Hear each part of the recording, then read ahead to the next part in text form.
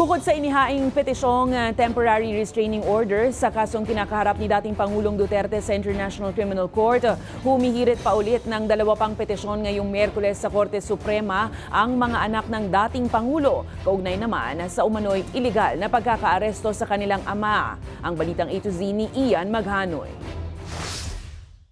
March 12, Miyerkules, pasado alas 10 ng umaga, sumadya sa Korte Suprema ang mga legal counsel ng nagdaang Duterte administration na sina Attorney Salvador Panelo Sr. at Jr. Bit-bit ng mag-amang abogado ang petisyong writ of habeas corpus na siyang ipinitisyon ng bunsong anak ni dating Pangulong Rodrigo Roa Duterte na si Kitty. Base sa isinumiting petisyon, nais ni Kitty na obligahin ang gobyernong ibalik ang kanyang ama dito sa Pilipinas mula sa kustudiya ng International Criminal Court. Binigyang diin din ng kampo na nagkamali raw ang gobyerno dahil illegal umano ang pag-aaresto ng foreign authorities sa dating Pangulo sa kabila ng umano'y gumagana namang sariling justice system ng Pilipinas. Sila ang lumabag ng batas.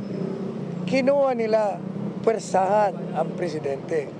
Isinakay nila sa eroplano laban sa kanyang kalooban. Dinala nila sa isang bansa.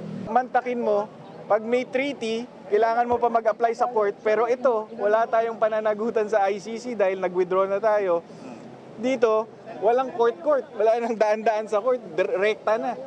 Dinampot lang siya agad tapos pinatapon doon. Kasunod dito, naghain din ng sariling petisyon ang isa pang anak ni Digong na si Davao City Mayor Baste Duterte. Base sa sariling petisyon, 2019 pa raw nang kumalas ang Pilipinas sa ICC, kaya't hindi raw obligado ang pamahalaan na sumunod sa direktiba ng International Tribunal. Pero para kay ICC Assistant to Counsel Attorney Cristina Conti, may legal na basehan ng International Tribunal sa pagdakip sa dating Pangulo. Sa isang text message sa Balitang A to Z, binigyang diin ni Conti na sapat ng basehan ang inisyong warrant of arrest ng otoridad laban sa dating Pangulo para siya'y dakpin. Papalya lamang anya ang pag-aaresto kung walang maipapakitang warrant ang mga arresting authorities sa oras ng pagkakadakip. Sa gitna nito, kumpiyansa ang kampo ni Duterte na kakatigan ng Korte Suprema ang kanilang petisyon para tuluyan ng mapauwi sa bansa ang dating Pangulo. Kailan nila natanggap yung Interpol Red Notice? Nung umaga. Tapos, sa gabi wala na si Pangulong Duterte.